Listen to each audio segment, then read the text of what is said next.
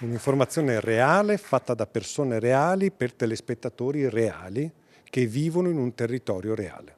Un'informazione reale e non artificiale, quella del gruppo Media Nord-Est, che da oggi può contare su spazi e studi nuovi, un investimento in tecnologia e futuro, ma che continua a parlare alle persone, quelle vere. Il nostro ruolo è raccontare i territori e raccontarli con l'autorevolezza di giornalisti, di strutture tecnologicamente adeguate per farli lavorare al meglio e per garantire ai telespettatori un'informazione di qualità, un'informazione che assolutamente rispecchi la realtà dei fatti e contribuisca al dibattito democratico, anzi sia il fondamento del dibattito democratico del nostro territorio. A San Biagio di Callalta il taglio del nastro alla presenza del presidente della Regione Veneto Alberto Stefani e del patriarca di Venezia Monsignor Francesco Moraglia, che ha richiamato all'essenza dell'informazione l'anima del vero servizio pubblico. Una realtà legata al territorio che però non è piccola,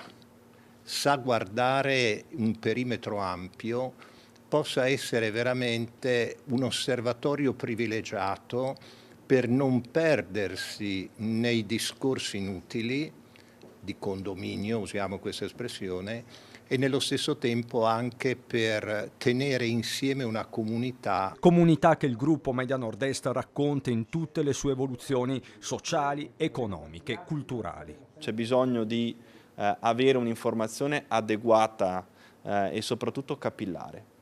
Solo così, veicolando un'informazione adeguata, umana e capillare, si possono ottenere dei risultati tenendo conto della consapevolezza che i cittadini possono acquisire grazie a quella determinata informazione. Proprio il territorio riconosce nelle emittenti del gruppo Media Nord-Est un interlocutore autorevole e affidabile, così il sindaco di San Biagio di Callalta. Questo aspetto di profonda umanità che si respira all'interno proprio di questi studi è quello che poi noi come telespettatori, ma anche come interlocutori e relatori, possiamo trasferire alle nostre comunità. Quindi grazie di cuore per quello che state facendo e l'auspicio è di continuare sempre così e sempre meglio. Quando la forma è sostanza, con il primo gruppo televisivo locale d'Italia che vuole guardare avanti e farlo sempre a testa alta. Credo sia una ciliegia sulla torta, no? Perché questo studio straordinario, che non ha nulla da invidiare agli studi di grandi reti nazionali, è la prova,